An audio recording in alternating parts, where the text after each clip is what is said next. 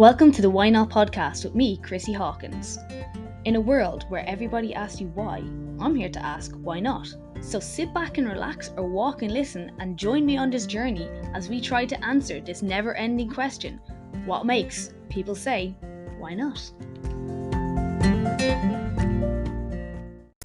Hi guys, welcome back to Why Not. So today I have an interview with the amazing Heather Lemon. So she is a para dressage rider, but also just a very inspiring person in general. And just, I'm going to not give anything away here because I want to let her tell the story. So it's really, really interesting and I hope you guys enjoy. Hi guys, welcome back to Why Not. So today I have a really interesting person on today. I have Heather Lemon. So she is a para dressage rider, and I'm going to get Heather tell us all about ourselves. So welcome to the podcast, Heather. How are you? How are you, Chrissy? I'm grand. Not too bad at all. Thanks so much for joining us today. So would you mind telling everyone a little bit about who you are and what you do? So God, and I keep I keep saying this. I used to be a jack of all trades, used to do a bit of everything. And before I was doing para dressage, it would have been endurance. But right now I'm a grade 2 para dressage rider. I've ridden internationally. This year was my first year riding internationally. And we are on the long list for Paris. What else do we do? Just kind of go around the place. I used to be a coach, BHS stage 4, used to manage yards here and in the UK. I've done a lot of just bits and pieces, I suppose. But right now it's para dressage. Do you mind explaining actually the grades in para dressage? Yeah, absolutely. So there's 4 grades, and you're not graded on necessarily you're not graded on your skill of riding, it's your level of disability. So you have grade 1, which would be the most disabled, and that would all the tests are done in walk. And grade 2, which is my grade, would be the second most disabled, I suppose. And that's done in walk and trot, and there's some lateral work which is just leg yielding. Then grade 3 is sort of in the middle, so they do walk, trot, more lateral work, and they can do canter in their freestyle. I don't quote me on that. But they're allowed to have a little canter in the warm up and that. Grade 4 would be walk, trot, canter, and lateral work. And then grade 5 would be closer to Grand Prix able-bodied. So they would be the least disabled. So they would do, I think the only thing they don't do is Passage and Piaf. But their tests are pretty difficult. So yeah, you have to go through an assessment. So I got assessed here at the National Sport Arena. I think it was 2 years ago. A lady from England came over and assessed me. So I was terrified because thought we'd try and get me to run. I thought it was like a fitness assessment. I don't know why. And but I'd been talking to Sarah Slattery, and she said no, they just kind of move you around, and it's like a normal physio assessment. Okay. Oh, I did that. And then I remember when they told me I was grade 2, I thought the grades were done on like how good you were at riding, because they watch you ride as well. So it's like, oh, they said I was grade 2, and I was devastated. But actually they were like, no, it's nothing to do with your riding ability. It's what your body can actually safely do. So yeah, that's kind of how they do it. Okay. So just as well, I suppose we're going into different grades and all. Do you mind explaining your disability as well? So I have secondary progressive multiple sclerosis. So that means I suppose the most prevalent type of MS would be relapsing remitting. So you'd have a relapse and be impaired in some way, but then it would go back, and for the most part you come back pretty all right. Mine is it's constantly progressing. Now I'm on medications to slow down the progression, but it's left me with, so basically I have lesions on my cerebellum, which affects my balance and my vision, and on my optical nerves, and then along my spine. So basically, it's MS is kind of a difficult one because depending on your lesion placement and how bad the lesions are, you can have varying degrees of disability. So like most people with MS, it can be different, like say some people have a lot of sensory issues and pins and needles and stuff. I don't really get that.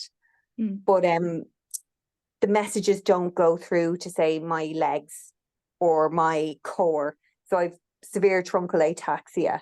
So that means I've terrible balance because the cerebellum lesion. So it just means that my walking and my gait is not great.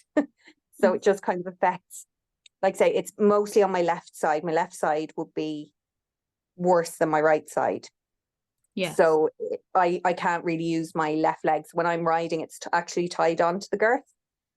Because it'd be going all over the place and flinging all around the place. And when I say to Kate, like it's kind of hard to explain. It's like you think that you're doing it, but your leg is just doing nothing. Yeah. So that would kind of be, that's my disability. Yeah, no, sorry. Yeah, just to kind of explain, I suppose it's interesting you saying that, like, your leg is like tied onto the girth. Yeah. And I suppose when you meet other like people, say non-horsey people, and you say you're horse riding, are they ever surprised? Yeah. Like the doctors, like to be honest, the physio and the doctors now, because they know me, the physio that I work with is amazing. She actually kind of tries to tailor my exercises to be as close to horse riding, because that's sort of what my body kind of because I mean I've been riding since I was 4, so it's I find it easier, and I find it a little bit like I'm not good at exercise, and I never was. Like horse riding was always me exercising. So if it's close to horse riding, I'm more inclined to do it every day. But yeah, they would be surprised, but there's a lot that kind of, it's like I was saying to you earlier, like I can't ride unsupervised because I'm visually impaired as well. Yeah. I can't go off, I can't just tack up and go out. Like I need a lot of help. So that's kind of why we moved back home, because I get a lot of fatigue and, I need more. It's a bit of an operation for me to ride now, whereas it used to be. But no, most of my physio instructors think it's good because obviously, like I used to work with children with autism, and I used to do equine therapy because it's I don't want to get into it. The motion of it is very stimulating, and it gets you thinking. It's thinking and moving at the same time, and it's something that I swore by and was brilliant. So I mean, the doctors and physios think it's really good as long as I'm not doing it dangerously. They're quite happy to let me do it. Yeah, no, that's it. I always find that really interesting, the equine therapy, and how it's like being so good for like children Yeah. with like, kind of not just like physical disabilities, but mental disabilities as well. So that make sure I'm using the right term there. Yeah, I think we say neurodivergent now. Neurodivergent. Yeah. I'm actually neurodivergent myself, so I There should you know go. these words. Oh, everything keeps changing now that I don't really work in that sector. Like I can't work in that sector anymore. The language moves so quickly. That's fair. And did you always have the multiple sclerosis, or like was this? No, so kind of how it started was I basically woke up. Well, I got COVID at the start of COVID, before COVID was cool. And I got it for about a week and I was in bits. Yeah. And then 2 weeks later, I woke up and I couldn't see. And I was like, I'd been having oral migraines, so they're like optical migraines. Mm-hmm. I've been having them for years. And I thought, oh, it's just it's just another optical migraine. But it didn't go away. So I was like that for about 2 weeks till I said, right, I need to go to the doctor. And he sent me to the eye and ear, and they signed me up for a CAT scan. So I was waiting for that, but still had this blindness. Like I could see a bit, but not like I had this like warping and like basically like a smudge in my vision. And I actually like I'm so lucky. The lady who kept her horse beside mine was like the head cardiologist in the Bon Secours. She's an absolute legend. I'd been saying to her like, "Is this normal?" And she was like, "No, it's not normal." So she's like, "You'll have to go private, but I can get you into the Bon for an MRI." So basically, they did the MRI and found that there were lesions all over my brain and on my optic nerves. And they were like, okay, we're going to have to send you for, I had to get a C-spine MRI as well. And then the rest of my spine. Yeah. And a spinal tap, although I know they call it something else, like a lumbar puncture. Had to get a lumbar puncture as well. And yeah, they basically said you have the holy trinity of MS. You have MS, and they basically, my neurologist sort of went through my past history of like, the optical migraines and how long that I've had them, and was there any other thing, like basically she said that all of the sort of symptoms I've had over the years were, you wouldn't put it together. Like I never did. Like I'd be quite, and I think most horse people are like that. You're having like dreadful migraines, or your hand goes numb and shaky for a bit. You're kind of like, you just get on with it. Yeah. Like that's probably a terrible thing to say, but like I think most of us kind of do, because you sort of have to. But I had it for, yeah, like I had it for a couple of years. And it had been sort of progressing, and getting the COVID sort of spiked it. And with the eyesight going, and sort of when I was going through the testing, I was going to do a showing. I was going to start showing Freya. So I decided, why not? It's COVID. She's fat. I'll show her. And I was doing the trot up, and I just couldn't seem to keep my balance. I was trotting up real weird. I was, and Mum was going like, okay. And my walking and balance and gait deteriorated until I started my treatment, which was in the March. So I got my diagnosis in the December of that year and started my treatment in March. But by March, my walking had continually deteriorated. Now it's stable now, but yeah, that's kind of how it happened. Did the COVID, did that delay you being able to get diagnosed, or was it Yes. were you able to get through quick enough? Yeah. So it was, I actually got diagnosed very quickly because I went private. I was lucky enough to be able to, but it was a lot of phone consultations rather than person to person, and I wasn't allowed to bring anyone in with me for any of the, for like the lumbar puncture. Like my mum was brilliant, she FaceTimed me for it, but I had to get my diagnosis on my own. And like it was tough because they couldn't start the type of treatment that I was getting. It basically kills my immune system, so any little bit of anything, I pick it up. Yeah. But they were sort of reluctant in some ways in the height of COVID to give me this, I suppose. But it kind of came down to, I was progressive. My MS was quite aggressive at that point. So that, yeah, I had to have it. So it was kind of luck of the draw, and sort of having to take the risk with it. And what was it like getting that diagnosis?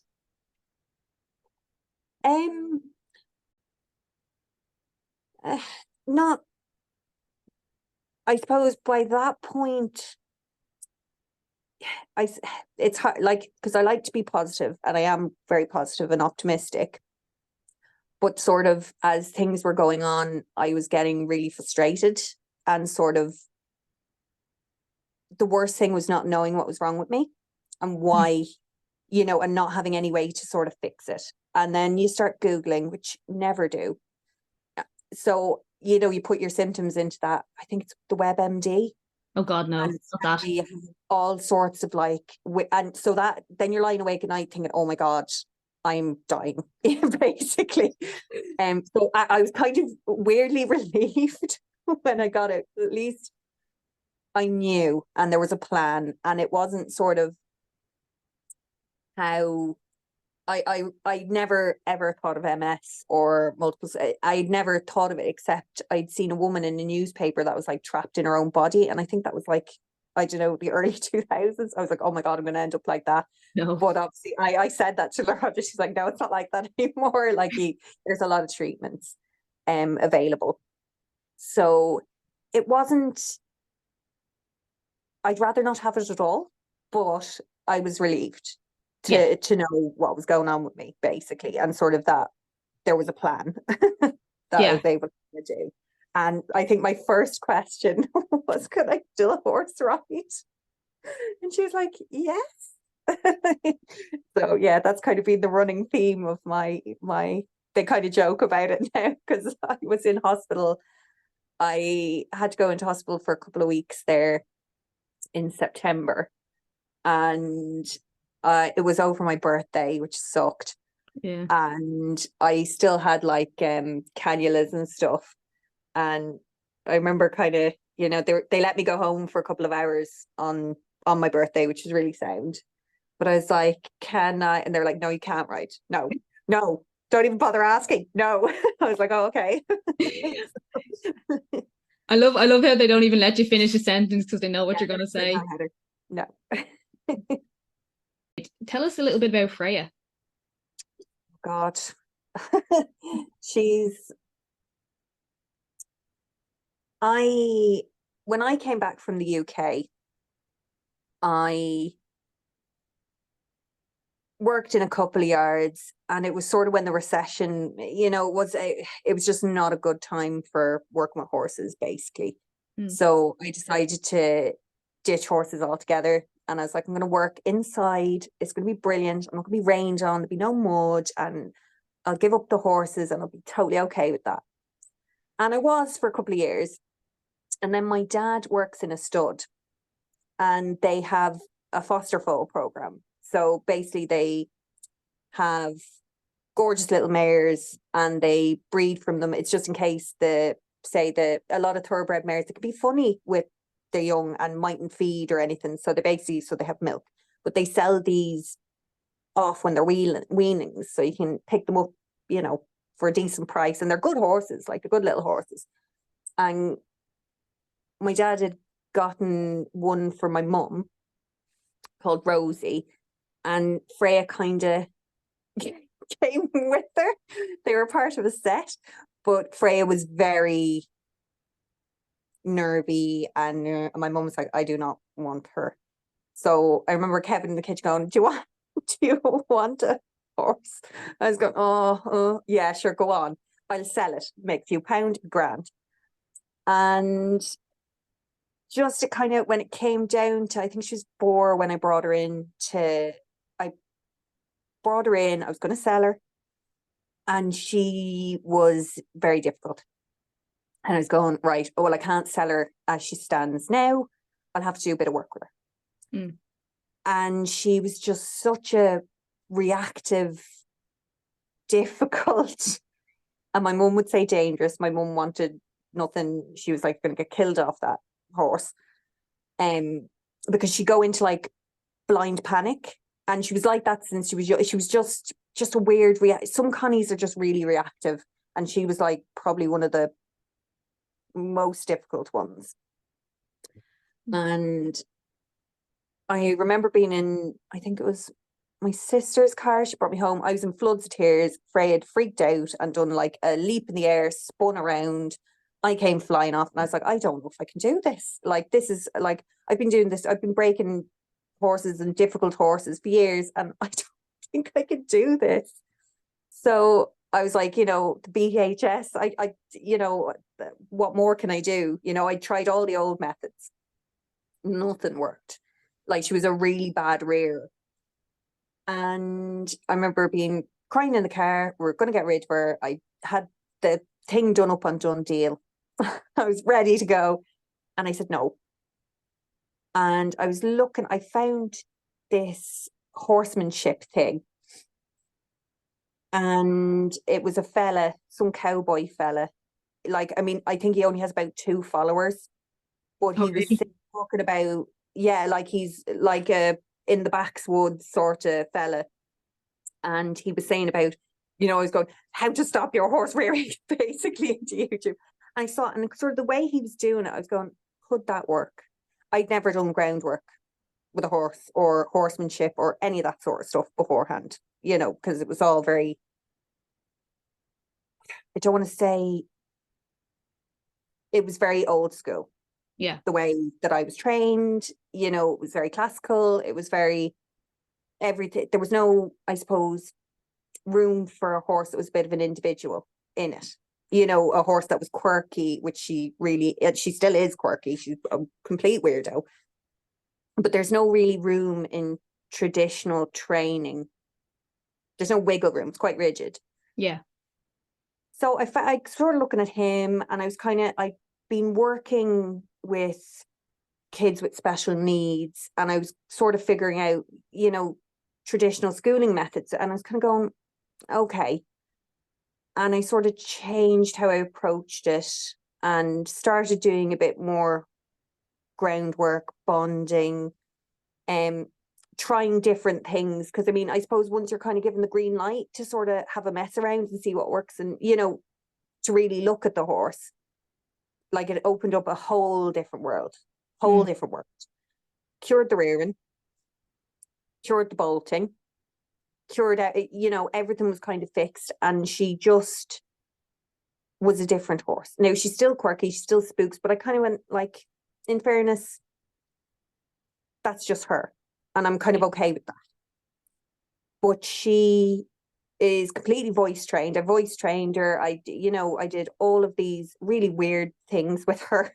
I did, was able to go up the mountains with this horse that I wasn't able to ride like 2 or 3 years prior at all.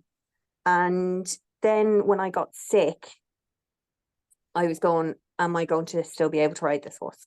Because, that's asking her to give me even more Yeah. than, it, not that it's not a partnership, but I can't, the work is not half and half anymore, because there's very little. Like, I was lucky that I'd voice trained her, because otherwise I don't know if I could have ridden her.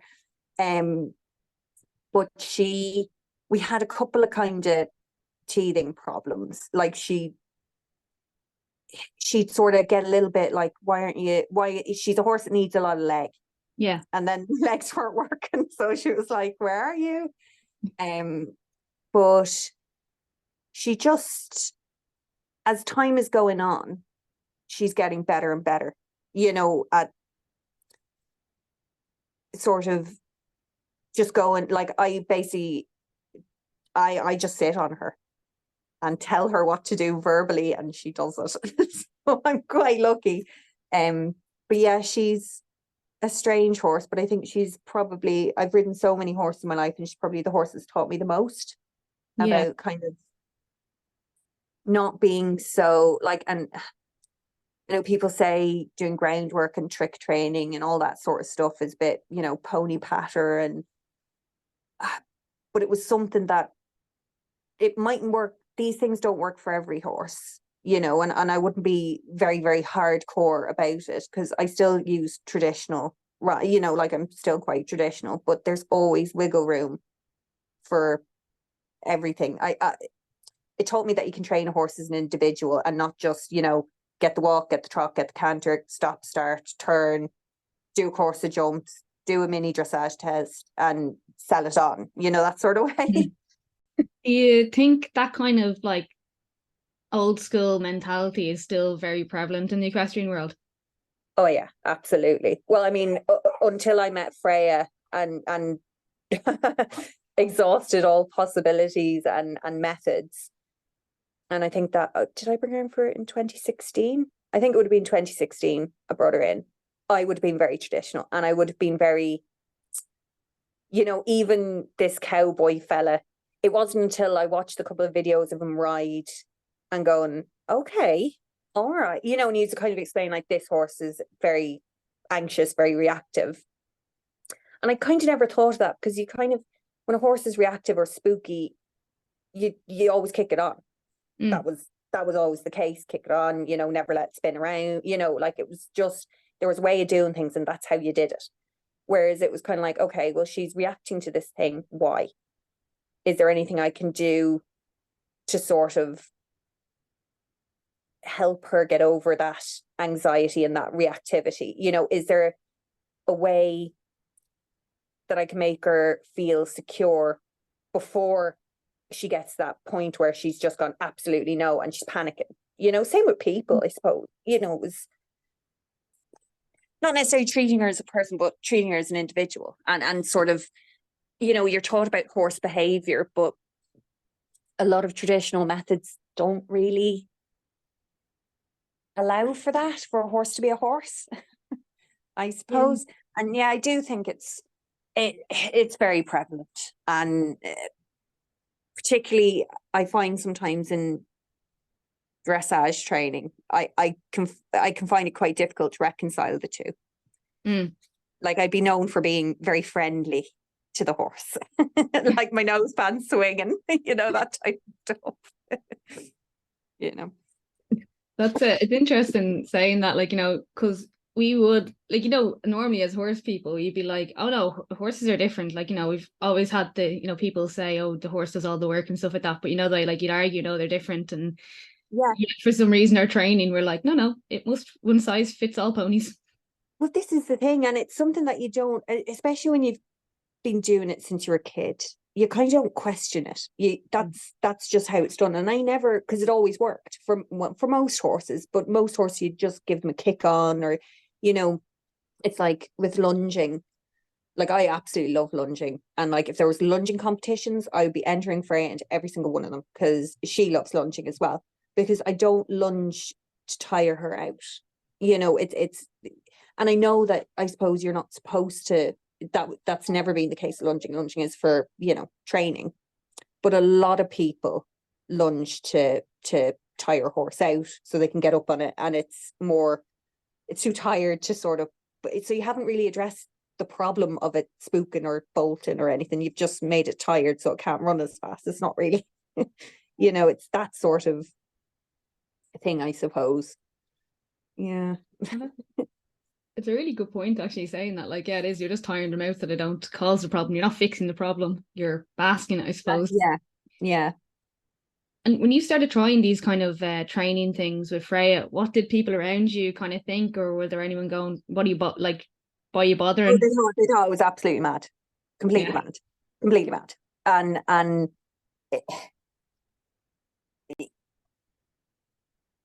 didn't think it would work, and it took a lot of time, and that was the thing. Like I think Freya, all said and done, probably took me 6 months to break or to start because um, took me 6 months to start to be the the horse that I wanted her to be. You know, that she had the walk, the trot, the cat, you know, had all the things, but it took a lot longer than traditional methods. You know, like you break a horse in 6 weeks, you Okay. know, is generally the thing. Whereas it was for her, it was probably about 6 months because it was slow. It was, yeah, it was slow. It was a lot of listening, a lot of watching, a lot of like you kind of have to set up situations to get certain reactions so you could train those reactions, you know, and then you'd have to, I kind of call it train and test, where I'd have trained a behavior with her and then you'd have to test it and you'd have to continue to go between train test, train test, train test, and it just took a lot of time, and people thought I was completely mad. But it's worked. I mean, I started Rosie that way and I started Bruno that way. And I mean, Bruno, like he took to it like a duck to water. Like he'd be like, he's so chill. but he thought that was brilliant. He just took to it, and it's a it's a much nicer way of doing it. I think you know, so it's Well, I think enjoyable. it's like a testament to it because like you said that about Freya, and I was like, "Are you serious?" Because I've seen her, like I saw he's riding the RDS, I've seen he's riding competitions, and you'd never know that. Oh yeah, like that's the thing, and it's funny because a couple of people that I used to, that we used to ride together and used to be in the day, like nobody will ride Freya. Like nobody will ride her. Like they're like absolutely not. I've had a couple. There's a fella. I think I was in hospital for some reason, or I was off for some reason, and he was the brave man who did it. But he would use a lot of horsemanship methods, and she was like, "I'll allow you as long as you're on Okay. the buckle. If you even attempt to take contact with me, I am going to." Like it's still in her to do. It's just that she just doesn't do it with me. Okay. She's very strange. But like I would be one of my mates, I used to go to college with her, came up to me in the RDS. She's like, I can't believe you're a para rider on that horse. She was like, I can't believe it. Like they do be chuckling because they know what she used to be like. Which I think it's really funny. They would have been, yeah, I think it's really funny. The people who know her when she was young know, whereas people now are just like, oh my God, she's so quiet and good. It's like she wasn't always that way. So, like, if anyone else sat up in her by your man, would she be like, "Nope"? Doesn't like it. Yeah. She likes to be ridden a certain way. Mm. And I mean, like that, my nieces can ride her. She allows it. But if they mess or try, I suppose it is, if someone gets up on her and has an ego and tries to make her do it, she'll go, absolutely not a chance. Whereas if you get up and you are chill about it, she'll allow it.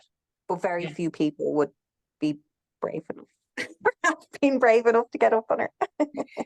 I love that just like hearing about it because like as her being such a you wouldn't expect a horse with that kind of attitude to be able to be like a para dressage horse. I know. We still joke about it. Like we're like, I can't believe she's actually, because she's been so good. And I think the reason she's been so good as a power horse is because we're only doing walk and trot. And I have to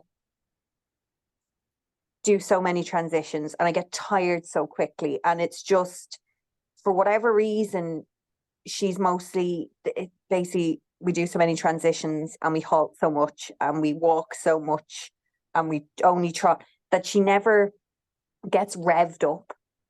Like if I were to bring her, sometimes she does get revved up. Like if she sees, like there was a tiny log on the cur we're walking over, and I think we've done it like 2 or 3 times, and she's like, "No, I'm jumping this now, so you just hold on." And she did it as a jump, and then she was as good as gold. Like she's just a really weird horse. She's She's just got it out of her weird. system. She wanted to do it. Yeah, yeah. Because sometimes I feel bad because I'm like, she loved endurance and she was good at it, and she loves cross country. I mean, she was an absolute weapon out cross country. Like she was class. Show jumping, not so much. She was a bit of a stopper. Like she was a bit gutless with like she wasn't brave enough for the show jump, but she got staked. She jumped out over a fence out of her field and didn't make it. And it staked her up through the chest. Ooh. So I can kind of understand why she'd be a bit reluctant to jump knockables. I think, you know, like she will, and she will jump brilliantly, but she'll lose the bottle depending on the day. You couldn't trust her to jump a course consistently, Yeah. basically, you know. Um, and sometimes I feel bad because I can't do the jumping and can't do any of that. So it's like I do a lot of trek to try and keep her interested because she always hated the arena. Dressage was never our strong suit. Like I did an OD up in Stradbally, and she I asked her to canter, and she said okay, and cantered out of the arena, up the hill, and was gone. We got eliminated. Like she just didn't really like it. Yeah. I did a couple of tests with like training tests, I think, Pat Creighton, and like I think we got 45%. Her comment under was like, "You were very brave." Like she was just had no interest in dressage. And then sort of as she got a bit older, she could do the movements, but sort of staying concentrated for 4 or 5 minutes doing these things. She's like, this is no crack at all.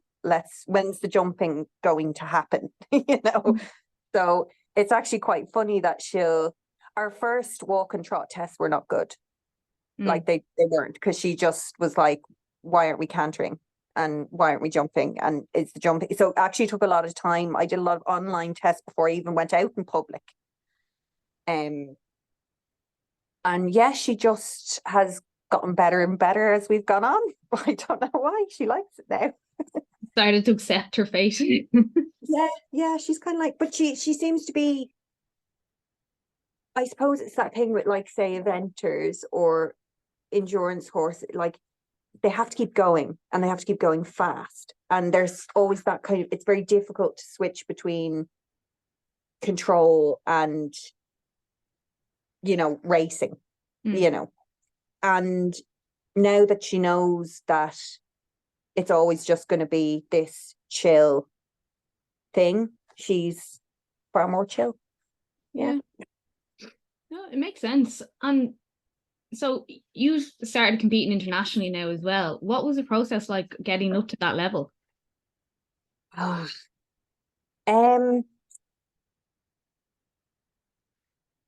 Honestly, it wasn't the intention. When I got classified so that I could use my aids, just going around, and that I'd sort of know what these things, because it's very, like, if you Google, riding aids and things, it's so hard to find stuff. Like it's impossible. And it was a whole world I had no clue about. But I'd find out, you can have special reins, like me, I have my legs tied to the saddle. I have a modified saddle.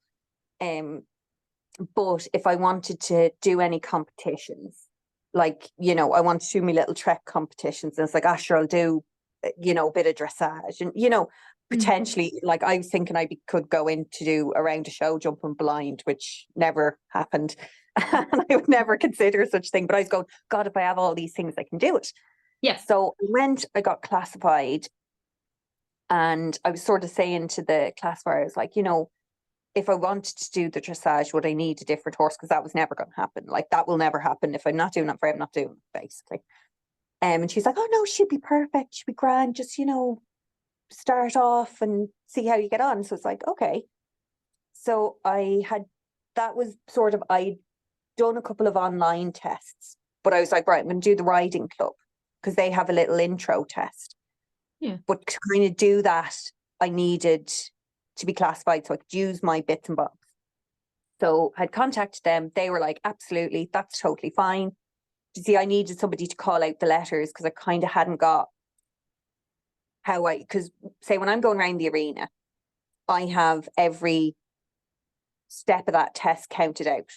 Okay. So, like, for Freya, say an 8-meter walk circle is 16 steps for her.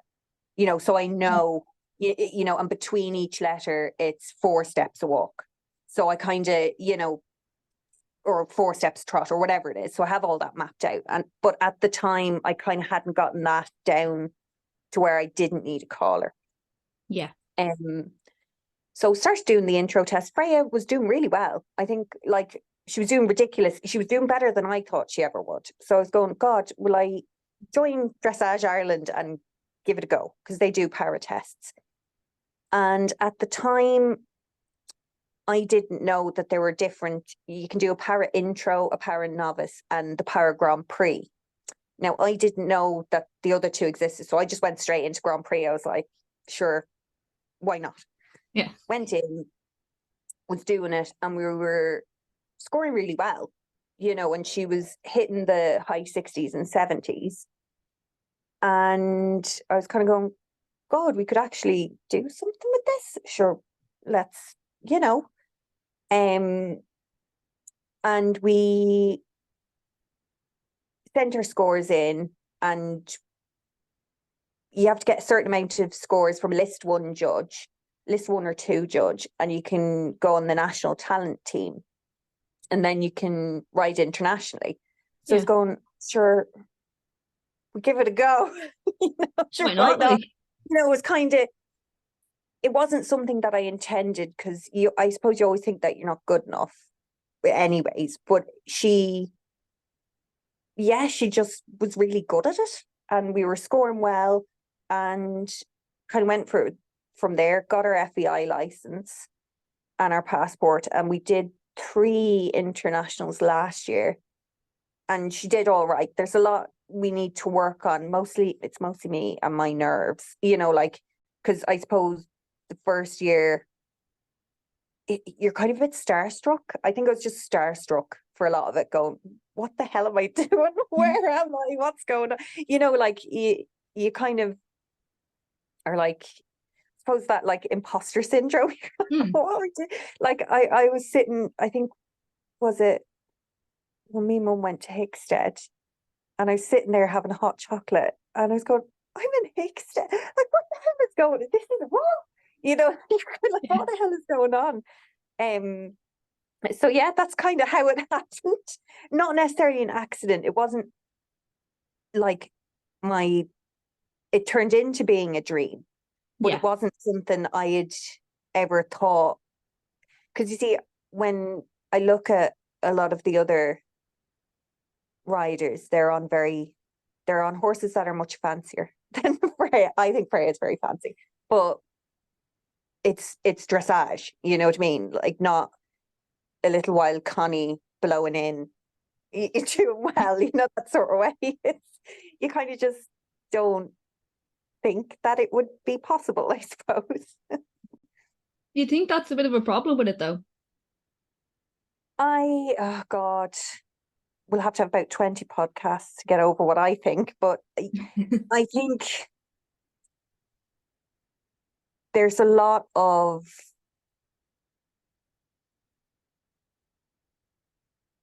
you'd want to see more bonding and more. I suppose everything's a competition, but there's competition and then there's competition, if you get me. Like, what is it worth? It's like, I suppose it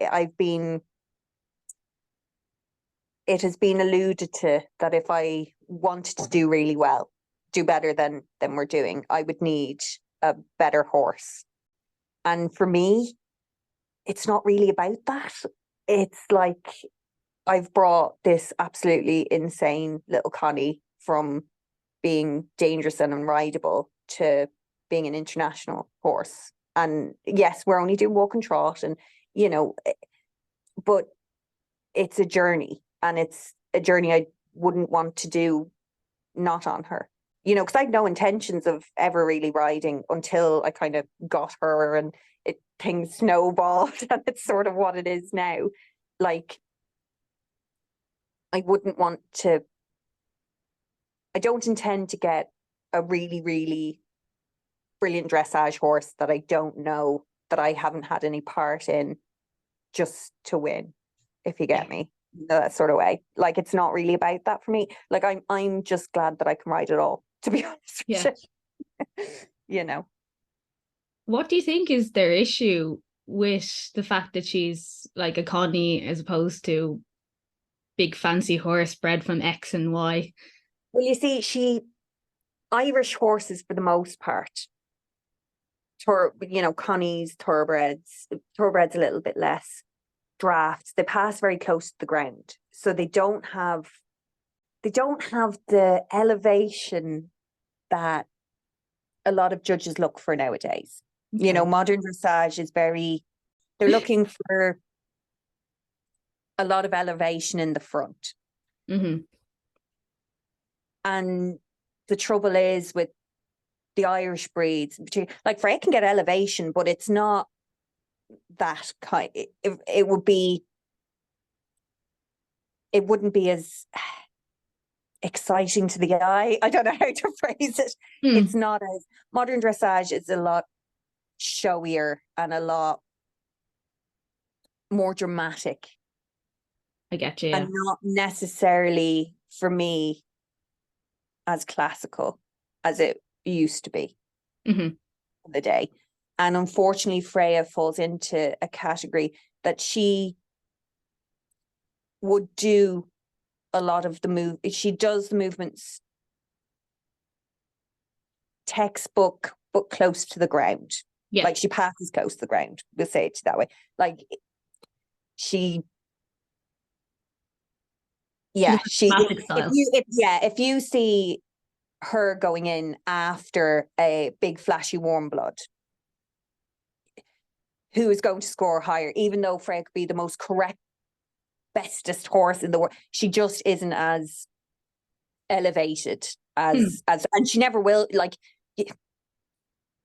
she won't be. It's her breed. It's that's how it is. But I do think, particularly nationally, and I know in the UK that's changing. I think a lot of judges nationally mark the horse. Like that's it, particularly in para, they're supposed to mark the horse, not your riding. Your riding only comes into it for harmony. Yeah. They're marking how the horse moves and performs. But Freya's not a warm blood. She never will be, as much as she likes to think she is. She isn't. And that kind of does count against us, unfortunately. But I don't mind. Yeah. To be fair, like, as you said, it's much better to be able to have the partnership with her and do everything like this with her. Yeah. You're still having these amazing experiences. Well, this is it. I mean, the highlight, I think, was even being in the RDS. I mean, I thought that was just the best thing ever. She was so good. I thought, because when we were in Hartpury, she had a big spook at there was a speaker that was crackling. Freya thought this thing was going to kill her. She nearly died of a heart attack. Went on to finish the test. So then I was kind of going, oh my God, is she going to do that? Like, I mean, the RDS is bloody, it's big. Like, it's big. And there's going to be people throwing, like, it's wild. And she just, she thought every photo, every professional photo is her gawking at the camera. As if like, look at me, I'm brilliant, look at me. So My good side. Brilliant. So I was delighted. But I mean, for that was the highlight of my year. Definitely. It was amazing. And thinking towards now, has Paris become one of your goals now? It's, you see, I got quite ill. I was ill during Hartpury. I was ill since Hickstead. I was on a downward turn. And really against my mother's judgment, we probably shouldn't have gone to Hartpury because I was wrecked, because we've been kind of competing it nationally. We'd have a month in between our next international, and it's just the travel, everything. And when you're disabled, things are just, the things that shouldn't be hard are like things that aren't even things are things, and difficult things. And I was just exhausted and in a lot of pain, and I ended up obviously going for that hospital stay for pain management and a few other things. And it kind of, if my body can keep up, absolutely. I mean, God, I would love to go to Paris. Yeah. Absolutely, I would. We have one international that we're hoping to do this year. See, it's money as well. Like these things aren't cheap, and I'm not rich. So I would love to do Paris. We'll give it a go. But I mean, even to come as far as we have, is more than I ever even dared for it to even be a dream to do, if that makes sense. Yeah, no, absolutely. Like, I suppose, imagine when you were given the diagnosis, you probably didn't see this in the future, did you? No, I was just happy to be able to wander around on Freya, and you see, I do like competing. I do, because I need a goal, and it sort of gave me a goal. It gave me something to focus on that wasn't my illness, Yeah. and it gave, not that it gave me a reason to get up in the morning, because I've loads of reasons to get up in the morning, but it gave me something to do, something to, even trying to navigate how to ride Freya without being in pain as much as I am, and sort of for it to be decent was a challenge. And there were all these little things that I had to go, well, that's an issue. How am I going to work this out? And, I'd spend a week or two, it gave me something to think about and something to do, and a way to kind of keep going, without having to think about, oh God, I'm sick. Like I do share about my illness on my Instagram and stuff, but I don't want that to be the only thing. Like, I do think sometimes when people get sick or whatever, like, and it is such a huge thing, like, it is a big thing, I know it is, but I don't want it to be the only thing. Like, it's not my identity. And for a long time, I kind of thought that it was going to become that, because people look at me and just see that I'm disabled or whatever. But I was like, I it's kind of hard to explain that, like, people used to ask me stuff about horses, or ask me to hop up on a horse, or ask me, and nobody asked me any, like, it was kind of like, now that I was disabled, I wasn't any use at horses anymore somehow.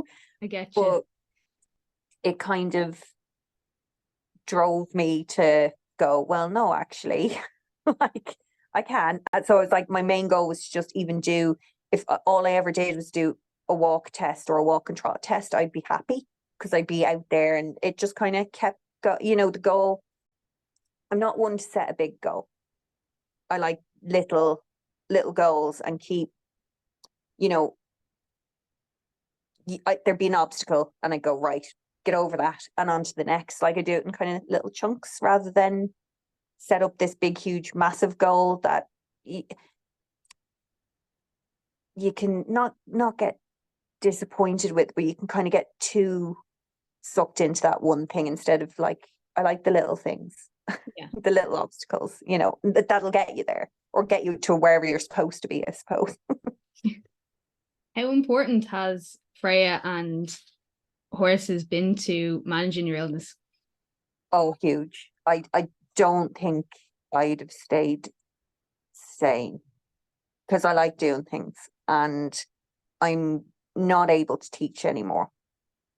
Not able to teach horse riding, but I'm not able to work in the sector I was working in anymore.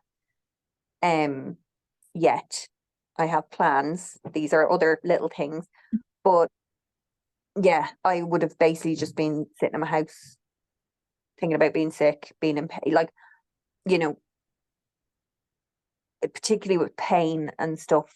I don't like sitting with it. So it's kind of, I need to do something to take my mind off it. And just even being around Freya and petting her and stuff, it helps. Like, it does. You need something to do. Yeah. Like I do. Anyway, like, I just couldn't, like, I've always been really active. Like, yeah, I would have gone mad. I would have gone mad. Very important. Even though things like, like sitting there and petting them, like, you're like, it can be like soothing, and then they headbutt you and you forget that you're sad about anything, because you're like Exactly, giving out to them for exactly. headbutting you. Well, this is the thing. I think horses, you can't sit there and think about the past, or really worry about the future, because you kind of have to be present with them, and they kind of make you be present. And I think that's something, especially if you're sick and you've been Googling and you feel like absolute crap, they make you kind of be in the moment with them. And you kind of can't think it. Well, Freya doesn't let you think about anything else, because she harasses you for you have to look at her and you have to, like she's very irritating in that way, but she makes you be present. And when I'm riding her, I have to be present, because she at least needs me to be there, instead of like, I couldn't sit on her and wander around and be, thinking, I couldn't have my head in the clouds riding her, because she'd do something. I'd say she would. I don't know. You never know. But yeah, no, they make you be present. And I think, especially if you're ill or whether it's, you're depressed or anything like that, I think, horses are a great way to keep you going. Yeah, no, I fully agree. It's my fella's a bit like that. Like, you try, if you even stand beside him and don't do anything for a couple minutes, you start stamping because you haven't fed him anything. So it brings you back. Yeah.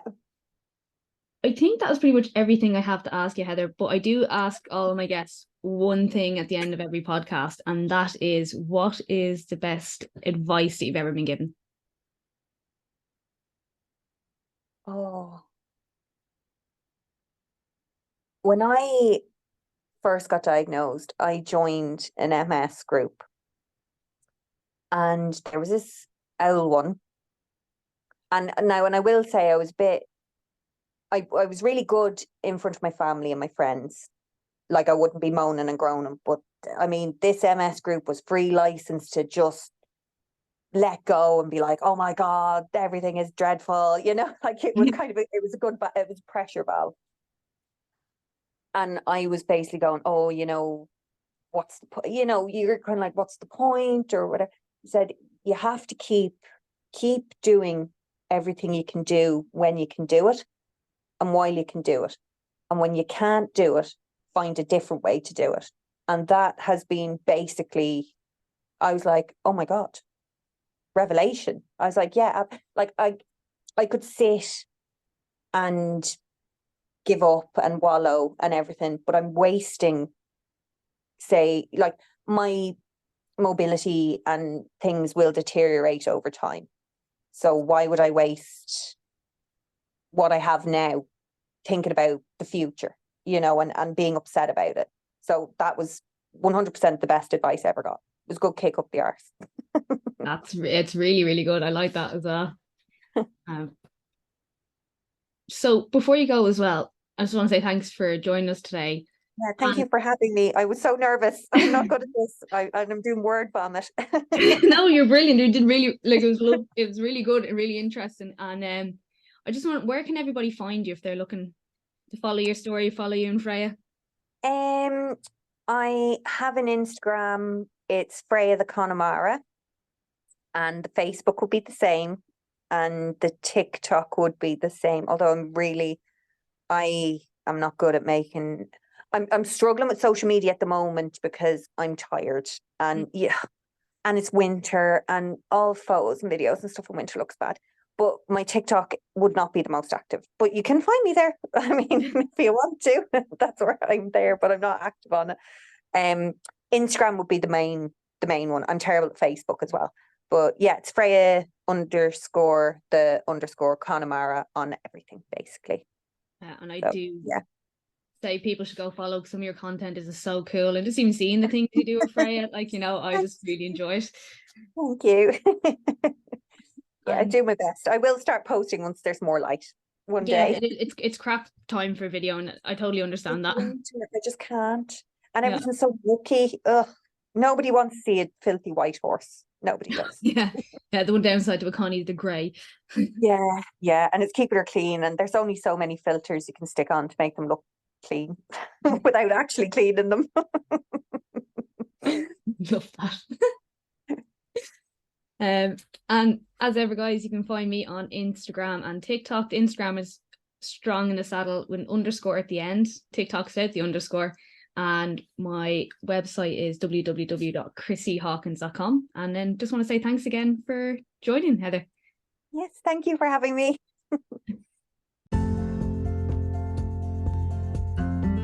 I really do appreciate everybody who listens to this podcast. So if you please could help me with the algorithm and leave a review on Apple Podcasts or Spotify, And even, if you want to reach out and suggest topics for me, I'd be delighted to hear from you.